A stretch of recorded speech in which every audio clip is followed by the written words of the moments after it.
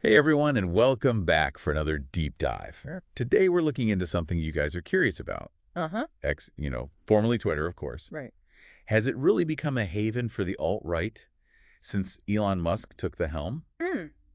And we're also going to see if that has anything to do with why Bluesky. Bluesky. Yeah, Bluesky. Oh, That brand new platform is suddenly blowing up. So yeah. to get to the bottom of all this, we've got a ton of articles, Mhm.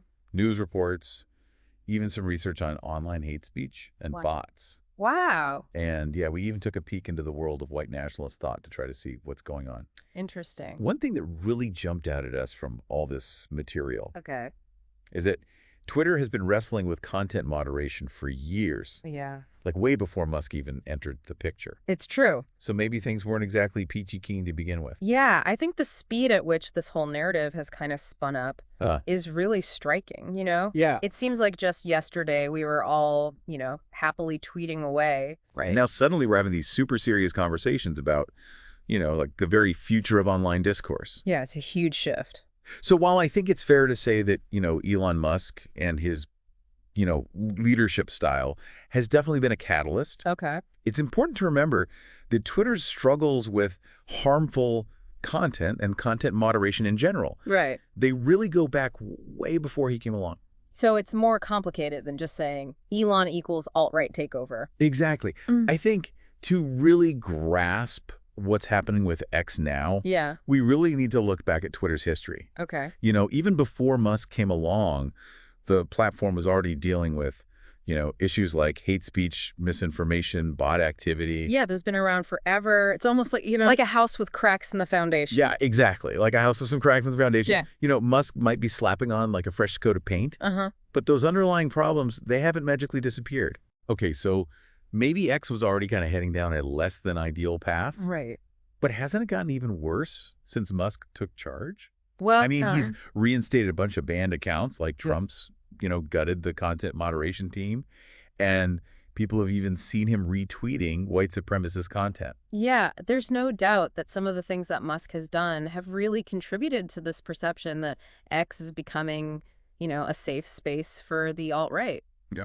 And we actually have some data to back that up. Really? Yeah, for example, there's a study from the Center for Countering Digital Hate, Okay. and they found that hate speech on X actually increased significantly after Musk's takeover. Wow. And this is despite, his claims that he was going to reduce bots and all that. Huh. So it's not just a feeling like there's actual evidence that things have gotten worse under Musk. Exactly. It's not just anecdotal. There's actual research to support that. And I think this shift is directly tied to some of the decisions that he made, like, firing the entire content moderation team and bringing back all those banned accounts. Right. Those actions send a pretty clear signal about what kind of content is now tolerated or even encouraged on the platform. That makes sense. Yeah. And that's where Bluesky comes in, right? Mm. People are just fed up with the direction X is going in, so they're looking for alternatives. You got it. And, Bluesky's growth has been pretty remarkable, especially after the last U.S. election. Oh, yeah, I've heard about that. We're talking 23 million users. Wow. With something like 4 to 8 new signups happening every single second. That's insane. I know, it's crazy. It's topping the App Store charts left and right. Yeah. It's like people are literally voting with their downloads. Yeah, they are. So what is it about Bluesky that's so appealing? Yeah. Is it just that it's not X, or is there something more to it? I definitely think it's more than just being the anti-X. Okay. One of the biggest draws for a lot of users is Bluesky's decentralized structure. Decentralized? Yeah, so imagine like a town square Okay. where everyone owns a piece of the land versus like a giant shopping mall that's controlled by one corporation. I see. That's basically the difference between Bluesky and X. Interesting. This means that on Bluesky, users have way more control over their data and how they interact on the platform. So it's like a social media democracy? In a way, yeah. That sounds cool, but doesn't that also make content moderation like a million times harder? Right. I mean, if everyone has a say, Yeah. how do you even begin to stop the spread of all the bad stuff, Mm-hmm. like hate speech and misinformation? That is the million-dollar question. Yeah. And it's one that Bluesky is definitely wrestling with right now. Uh-huh. They're trying to find that sweet spot, Yeah. that balance between encouraging free speech but also preventing harmful content. It's a tightrope walk for sure, and it's still too early to say if they're going to be able to pull it off. So it sounds like Bluesky is really trying to learn from X's mistakes. Yeah, I think they've been pretty vocal about that. Yeah. They're putting a lot of resources into content moderation. Mm-hmm. In fact, according to Aaron Rodricks, And who is that? he's their head of trust and safety, Yeah. they've actually increased the size of their moderation team from 25 to 100 people. Wow. And what's interesting is that Rodricks actually used to have a similar role at Twitter. Oh, really? Yeah, but he was ousted by Musk. Interesting. So he's bringing like firsthand experience from Twitter's content moderation wars to Bluesky.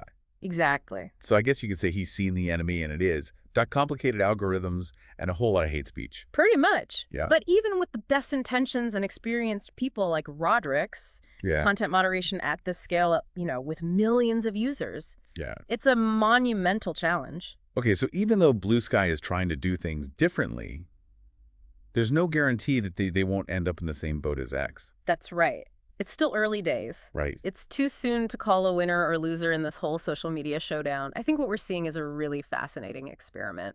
You've got two very different approaches to building online communities playing out right in front of us. Yeah, this is where things get really interesting. Right. We've got X, this platform that's grappling with this alt-right image. Uh-huh. And then you've got Bluesky, this decentralized underdog that's trying to, build a better online world. Yeah, what a story. It really is.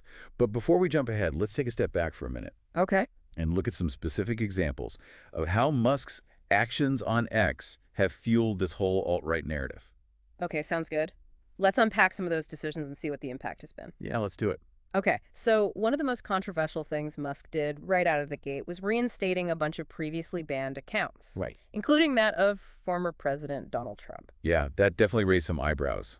I remember thinking, is he serious? This is going to go wild ride. It definitely sent shockwaves through the platform and beyond. Yeah. It was a clear sign that the rules of the game on X were changing. Uh-huh. And it wasn't just Trump. Right. Oh, He let a bunch of other figures back on, too. The ones associated with hate speech and extremism. exactly. And that just amplified their voices and gave them a bigger platform. Right. It was like he swung the doors wide open and said, come on in, everybody's welcome. Yeah, but not everyone felt welcome. Yeah, but not everyone felt welcome, right? Exactly. Not everyone felt welcome or safe. Right. A lot of users, especially those from marginalized communities who had already been targets of harassment and abuse, they felt like the platform was no longer a safe space for them. I can see why they would feel that way. And this kind of exodus of users, it definitely contributed, at least in part, to the huge growth that we're seeing on Bluesky. So it's not just about disagreeing with Musk's politics. Right. It's about actually feeling unsafe, unwelcome, unheard. You got it. And this sense of alienation, it was only made worse by some of Musk's own behavior on the platform. Oh, yeah, what do you mean? Well, he's been retweeting content from white nationalist accounts, for example. Yeah. And he's endorsed some pretty fringe conspiracy theories, like the Great Replacement Theory. And for those of us who don't know what that is. Oh, right. So the Great Yeah. Replacement Theory, it's a racist and anti-Semitic conspiracy theory that basically claims there's this deliberate plan to replace white populations with non-white immigrants. Oh, wow. Yeah, it's pretty nasty. And Musk has also amplified a lot of narratives about voter fraud and immigration that align with far-right talking points. Wow. When you put it like that, it's hard to argue that he's not at least sympathetic to the alt-right. I think his actions have definitely given fuel to that narrative. Yeah. And whether he intends to or not, the impact is the same, the normalization of extremist viewpoints and a chilling effect on dissenting voices. Yeah. That's a scary thought. It's a tough situation because on the one hand, you have the principle of free speech, which Musk claims to be defending. Right. But on the other hand, you have the very real harm that hate speech and misinformation can cause. It's a really complex issue with no easy answers. Yeah, I agree. And it's one that both X and Bluesky are dealing with, albeit in very different ways. Okay, so how are they handling it differently?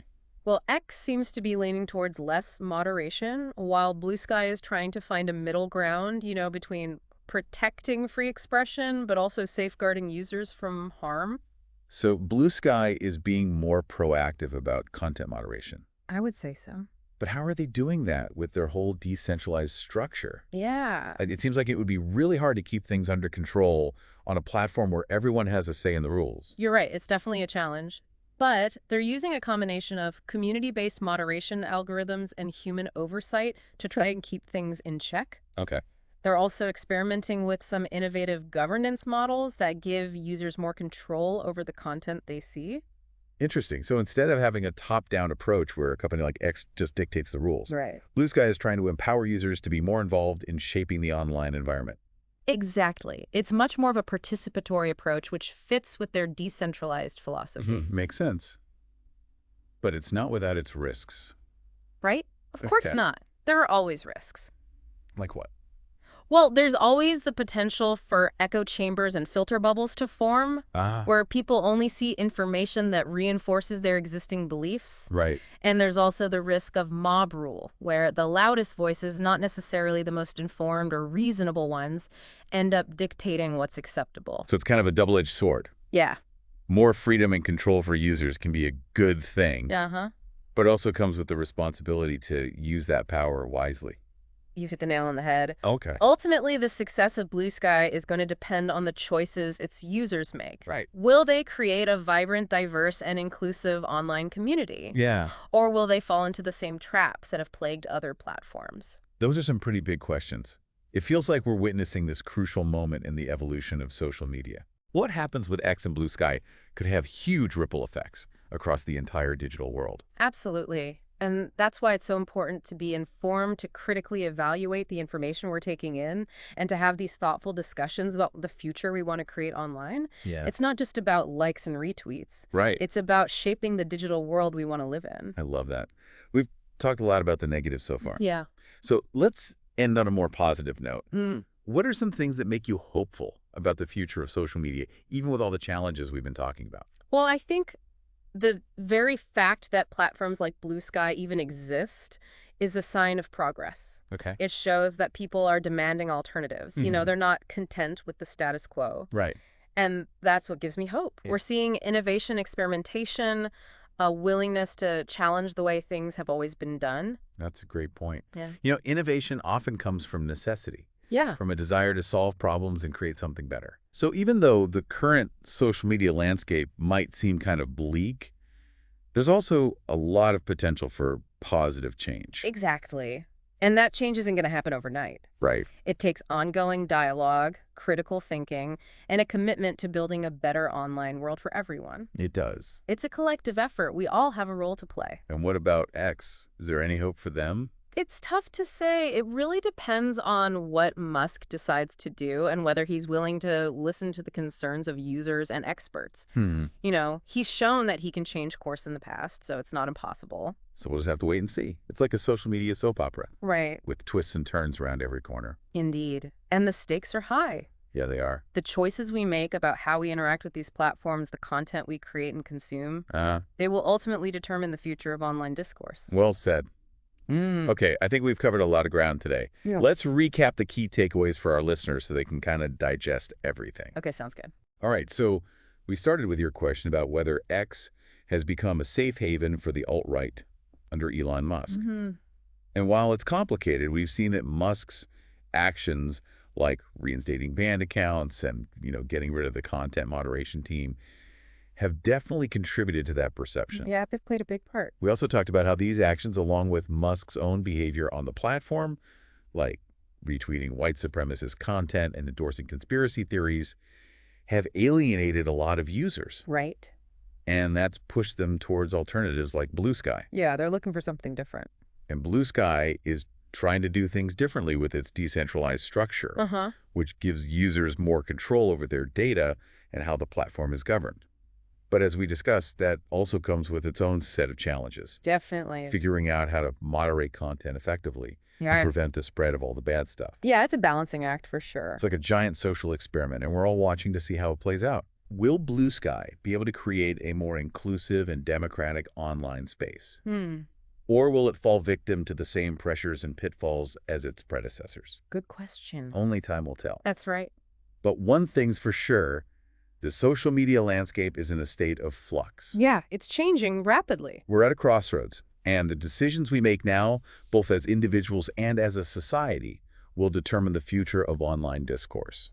Well said. I think that's a really powerful takeaway for our listeners. I think so too. It's easy to feel overwhelmed by the constant stream of news and opinions. It is. But it's important to remember that we're not just passive consumers. Right. We have agency, we have a voice, and we can make choices that contribute to a more positive and productive online environment. So what can our listeners do? What actions can they take to be more mindful and responsible participants in the social media world? Well, first and foremost, be critical of the information you come across online. Okay. Don't just take things at face value. Question sources, consider different perspectives, and be wary of echo chambers. It's like that old saying, don't believe everything you read on the internet. Exactly.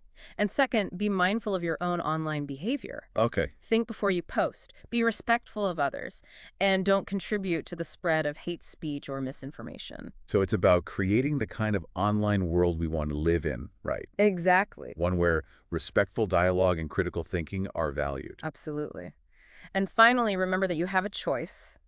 Yeah. You don't have to participate in platforms that make you feel uncomfortable or unsafe. Right. Explore alternatives, support creators who align with your values, and use your voice to advocate for a better online experience. So it's not about abandoning social media altogether. Right. It's about being more intentional and thoughtful about how we engage with it. Precisely. And remember, this is an ongoing conversation. Yes, it is. We're all learning and evolving as the digital world changes around us. The important thing is to stay engaged, stay informed, and stay hopeful. I love that. It's a reminder that we're all in this together. And even in the face of challenges, there's always room for hope, innovation, and positive change. Well said. And who knows, maybe someday we'll look back on this moment as the turning point, Yeah. the time when we started to build a better online world. That's a great note to end on. So for our listeners out there who've been with us on this deep dive into the world of Bluesky and the future of social media, we encourage you to keep exploring, keep questioning, and keep those critical thinking caps on. Absolutely. The conversation continues, and we're all a part of it. Thanks for having me. Thanks for joining us. See you next time for another deep dive.